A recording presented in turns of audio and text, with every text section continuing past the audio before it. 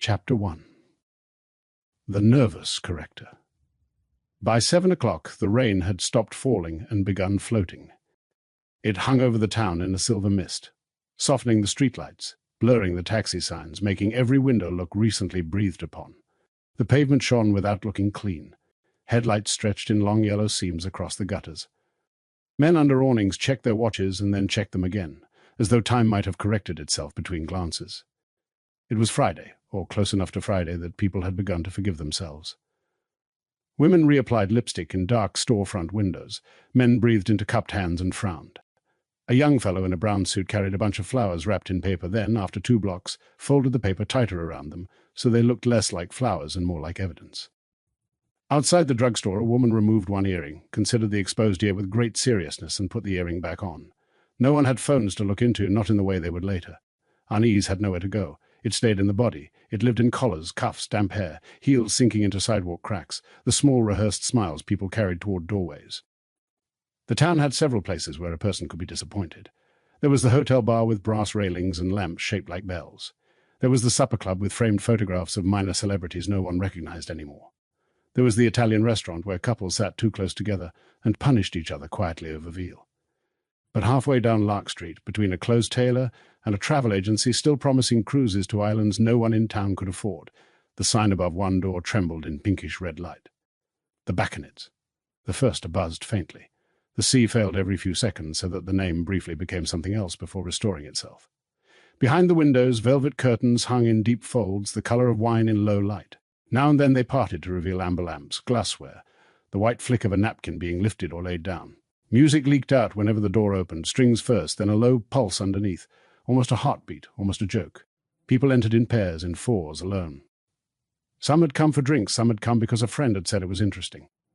Some had seen the advertisement in the back pages, printed below theatre listings and above personal ads, speed introductions, Friday evenings. 1 table, 3 questions, no wasted time.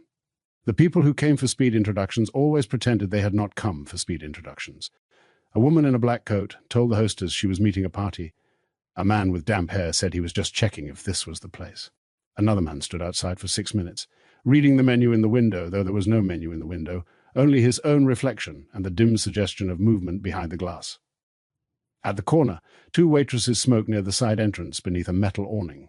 Their uniforms were black, their aprons white, their shoes practical. One was tall and narrow, all elbows and wrists. The other had silver hair pinned so tightly it seemed less styled than sealed. They did not gossip. They watched. When a man crossed the street toward the lounge, the tall one dropped her cigarette into a coffee can half filled with rainwater.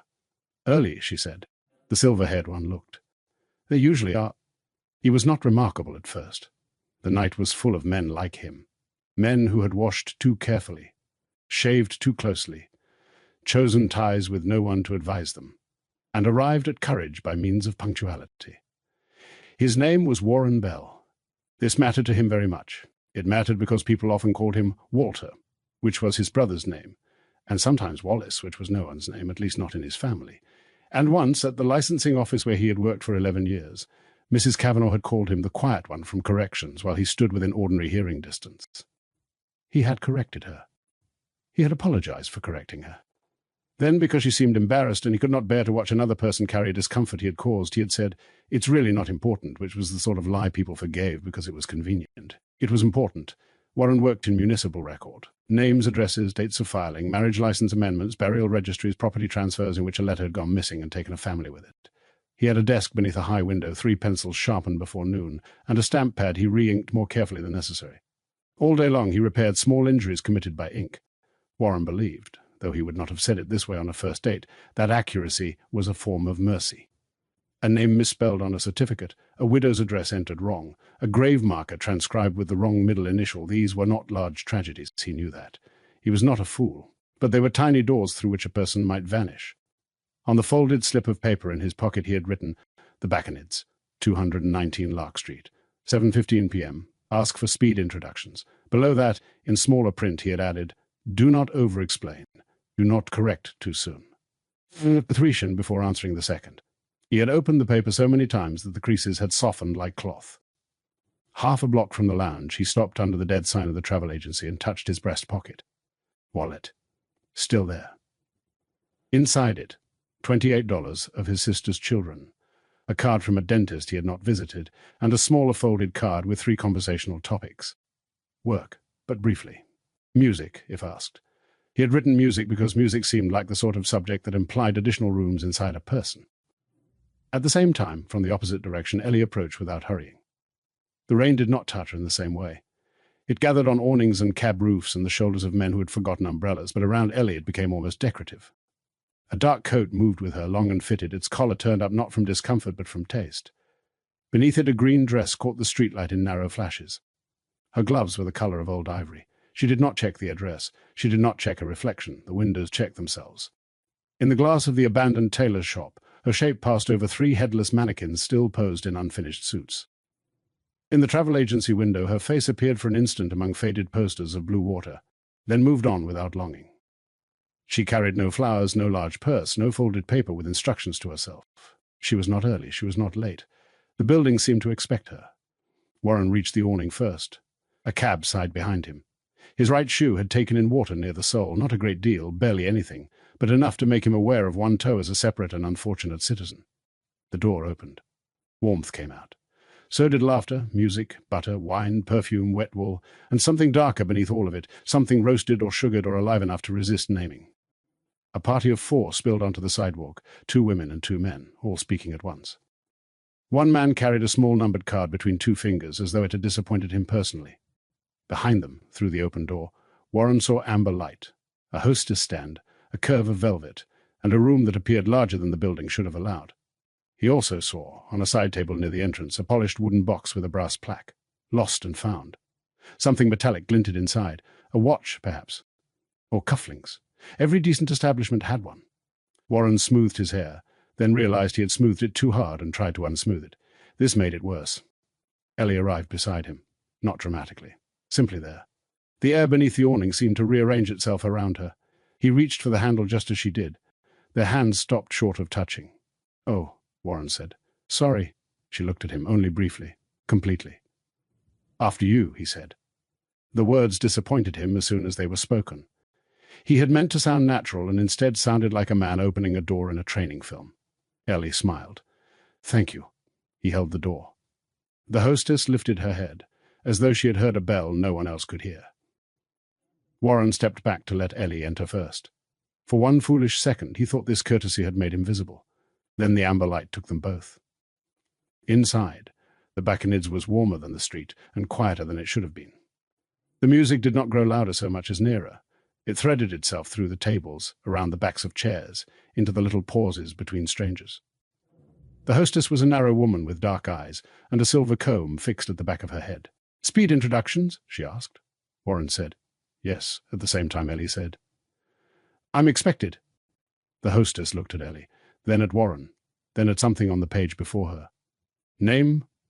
"Warren Bell," he said. The hostess's pencil paused. "Walter?" "Warren," he said. Then immediately, "Sorry. Warren Bell." Ellie removed one glove finger by finger. "Warren," she said, not loudly, not helpfully, just correctly. The hostess wrote it down. Warren felt something in his chest, stepped forward, and then, embarrassed, stepped back. "This way," the hostess said. They were led past tables where strangers leaned toward one another, with the bright, doomed attentiveness of people trying to become interesting before the first drink ended. A man laughed too hard. A woman stirred an olive through her martini without drinking. At one table, someone had placed a hand on someone else's sleeve and then seemed unsure how to retrieve it. The hostess stopped at a round table near the center of the room. It was set for 2. White cloth. 2 wine glasses. Silverware aligned with almost religious care. One napkin folded into a shape that might have been a fan, or a wing, or something prepared for burial. Warren waited for Ellie to sit first. Ellie waited for Warren to stop waiting. They both laughed softly. "Please," she said. He sat. The chair was slightly lower than he expected, not enough to be rude, enough to make him aware of his knees. A waitress appeared and poured water without asking. She had small black eyes and a calm, triangular face. Warren thanked her. She did not seem to require thanks. "So," Ellie said. Warren smiled. "So," he said. A little silence arrived and sat between them, well-dressed. Ellie placed her gloves beside her plate. "Tell me about yourself, Warren Bell." He almost thanked her for the full name. Instead he said, There isn't much to tell. This was one of the sentences he had decided not to say, because it invited contradiction, while pretending not to. He had said it anyway. Ellie tilted her head. There's always something... Well, Warren said, I work for the city. In what capacity? Records. Corrections, mostly. Corrections, yes. Names, addresses, dates of filing. Things like that. It sounds smaller than it is. He felt heat come up his neck. Or no. It probably sounds exactly as small as it is. Ellie watched him with an attention that did not hurry to rescue him. What makes a correction worth making? Warren looked up. No one had ever asked this question as if it were a question. Well, he said, if it's wrong, someone has to know, even if no one notices. Especially then, Ellie's face changed by such a small degree that someone less practiced than Warren might have missed it. He was a man trained in small differences. He saw the attention sharpen. At first she had thought his hair was badly parted. It still was, but now she noticed the effort in it, the faint shine of pomade near the crown, the one lock that had resisted all persuasion and risen slightly, not rebelliously but anxiously. The part was not handsome. It was attempted. This moved her. It was never a good sign when effort moved her. A waitress placed a basket of bread on Warren's side of the table, then a small dish of butter shaped into a pale curl, then a knife with a handle heavier than its blade. Thank you, Warren said. The waitress vanished. Ellie did not touch the bread. Warren did, because not touching it seemed more conspicuous. He buttered a piece carefully, spreading to the edges, then realized this might look greedy and set it down after one bite. And you? He asked. What do you do? Placement, Ellie said. Job placement. Sometimes.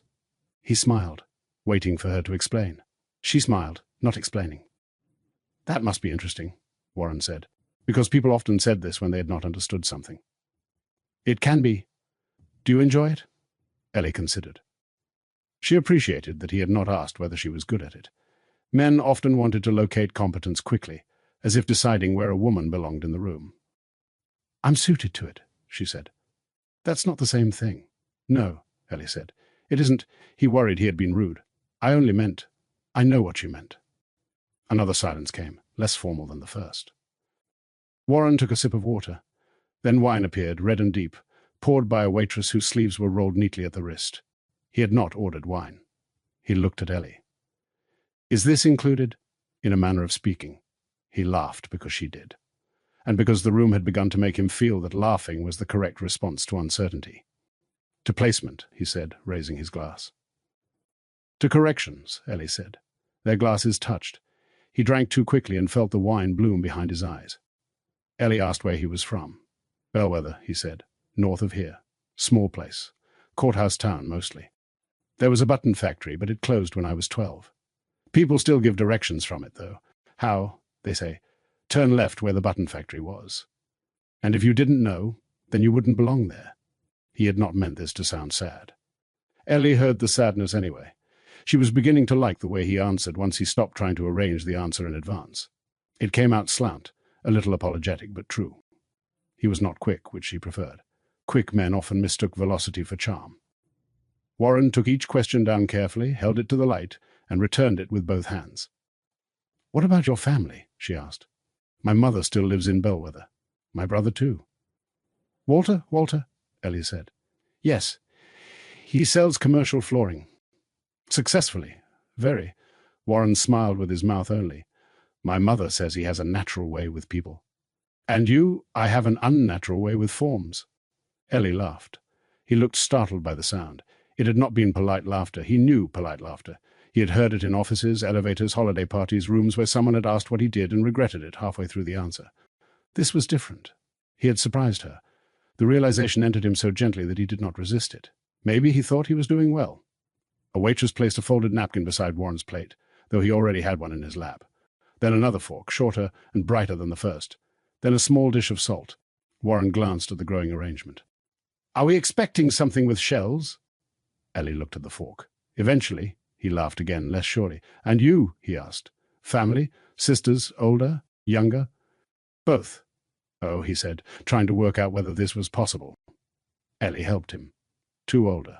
1 younger. That must have been lively. It was instructive. No brothers? Ellie looked down into her wine. The women in my family tend to keep to themselves." Warren nodded as if this explained things. It did not explain things, but he was becoming fond of what she chose not to explain.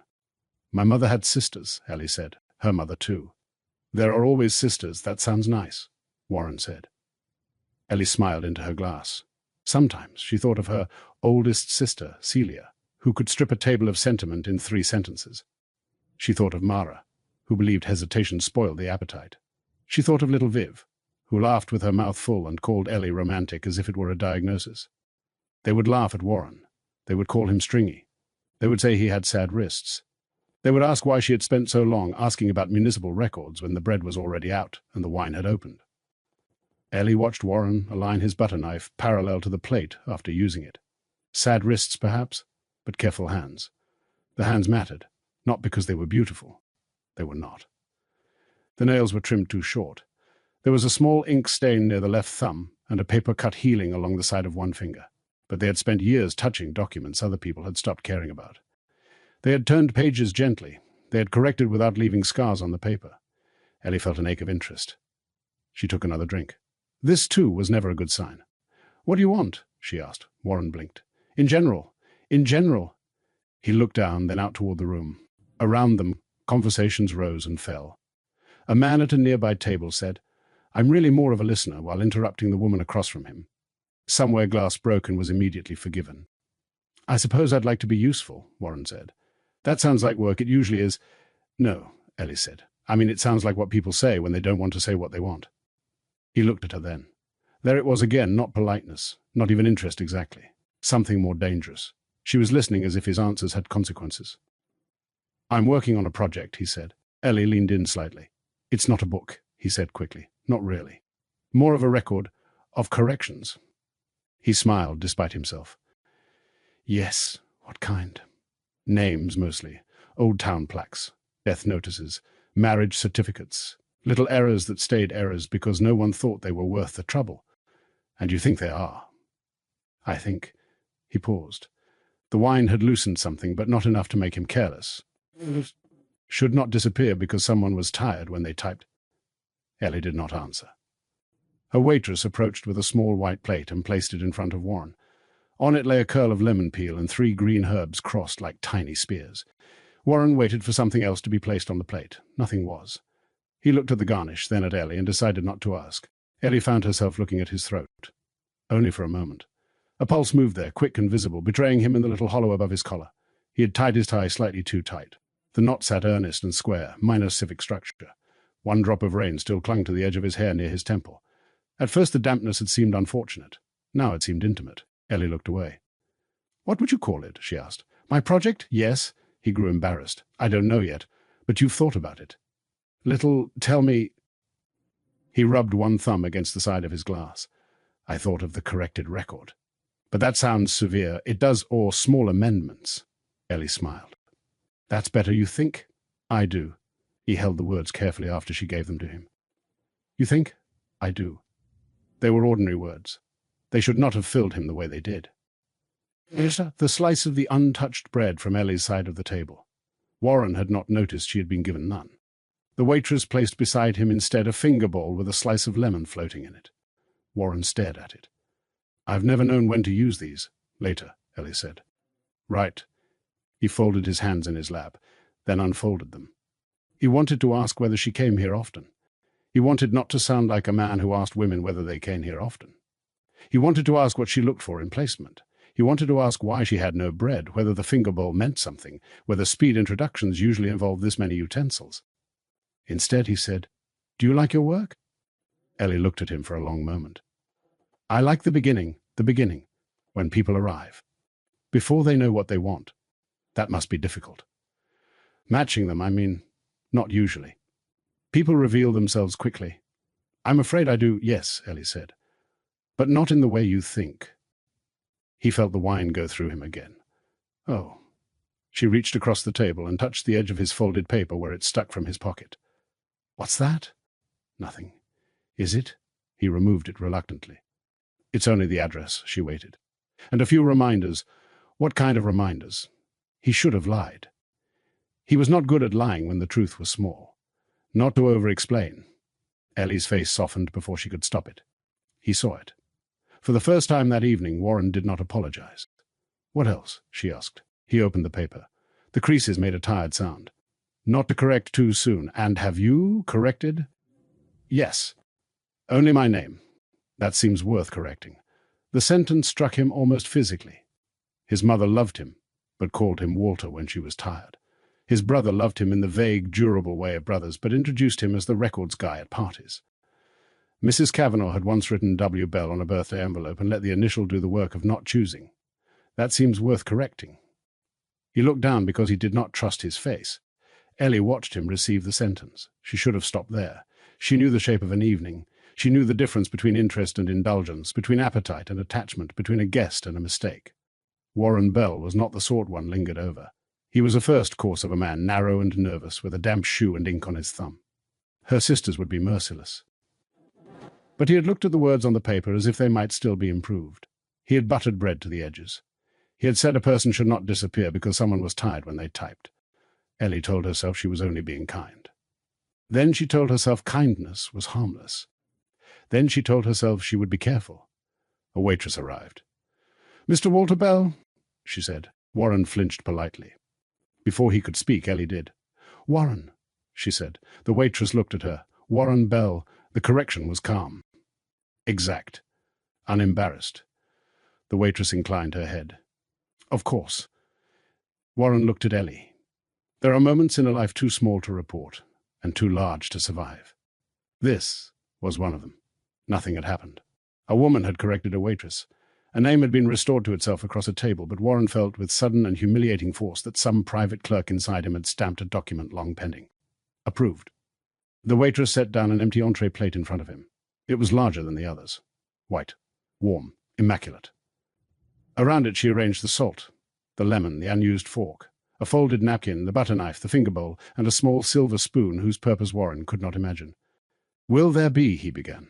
"Soon," the waitress said. Then she left. Ellie and Warren looked at the plate. He laughed first. It helped them both. "I suppose this is what people mean by presentation," he said. Ellie laughed too, and then he laughed again because she had. The room loosened. The wine lowered its voice inside him. The objects around his plate no longer seemed accusatory. They seemed comic, excessive, part of the story he would someday tell if there were someone to tell it to. He was having a strange evening. He was having a good evening. Ellie touched his hand. Not by accident. Not to emphasize a point. She placed 2 fingers over his knuckles and left them there. Warren stopped speaking. His hand, which had spent much of its life turning pages, holding pencils, smoothing forms, became abruptly unfamiliar to him as a thing that might be touched. "You should finish it," she said. "My project? Small amendments." He swallowed. "You think so?" "Yes, it's not very important. It is to you." He nodded once. She leaned closer. "That counts." He closed his eyes briefly, not from passion yet, but from relief. Ellie felt it pass through him. The yielding. The body believing, before the mind had authorized it, that it had been welcomed. Her hunger stirred, not sharply, not crudely. It rose with warmth, disguised at first as tenderness. That was how it often began. She liked his gratitude, she liked his effort. She liked the lock of hair that would not lie flat. She liked the pulse in his throat, and the wet hem of his trouser leg, and the way he had brought instructions for being less himself and failed at every one. Because I like him, she thought, I will be gentle. This was the old lie, the oldest one. A violin moved through the music, thin and sweet. Somewhere a curtain was drawn. The room narrowed around them without becoming smaller. Warren looked at her hand on his. "I don't usually do well at these things," he said. "What things? Introductions. You're doing well." He almost asked if she meant it. He did not. He let himself believe her. The speed round should have ended. Somewhere a bell should have rung. A hostess should have moved him along. Another man should have sat down and taken his place in the ritual of 3 questions, 2 drinks, no wasted time. No bell rang. Instead, a waitress removed the centerpiece from their table. Another lowered the lamp. Ellie stood. Warren stood too quickly, bumping the table with his thigh. The large white plate shifted but did not fall. He reached to steady it. Ellie caught his wrist lightly. "Leave it," she said. He smiled, embarrassed. "Sorry." "No." Her hand remained around his wrist. "You don't have to keep saying that." He almost said sorry again, stopped himself. This pleased them both. She led him toward a booth, half hidden behind velvet drapes at the rear of the room. Not a private room, exactly. More like the suggestion of one. The curtains divided space without denying sound. Inside, the light was lower, the upholstery darker, the table smaller. Warren thought, this is happening. Then immediately after, do not think that. Then she chose this. Then do not ruin it. Ellie sat close enough that her knee touched his. He could smell wine on her mouth, rain in her coat, and something green beneath her perfume, like crushed stems. I should say, Warren began. I'm not usually. Ellie kissed him. The kiss was cool from wine and warmer underneath. Warren made a small sound of surprise, and then, realizing surprise was not refusal, kissed her back. His glasses shifted.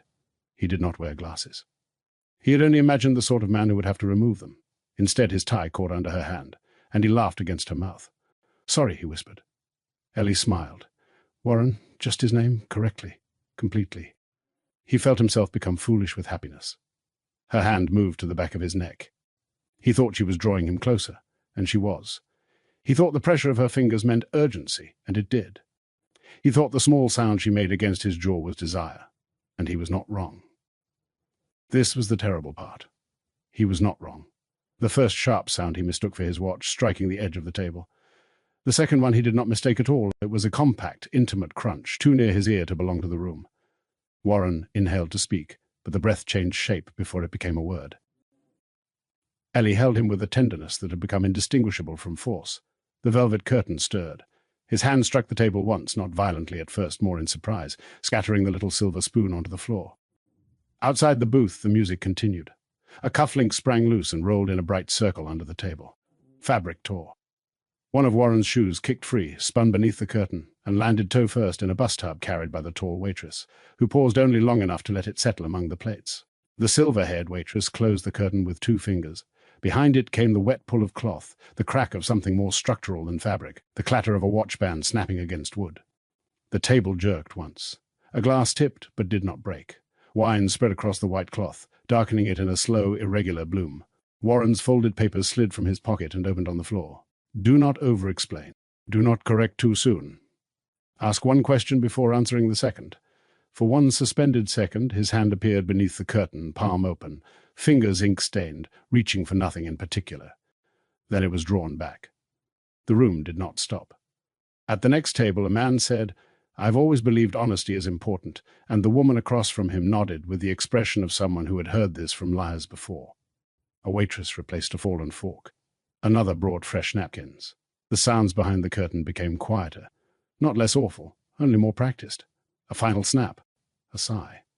Then the soft, steady work of appetite completing what attention had begun. When Ellie emerged, some minutes later, her mouth was clean, not perfectly. There was a trace of red at the corner, which she removed with her thumb before any of the guests could decide whether they had seen it. Her hair had loosened slightly at one side. She looked fuller and lonelier than she had at the start of the evening. The tall waitress entered the booth. The silver-haired one stood ready with a tray. They worked without hurry. The broken watch went first.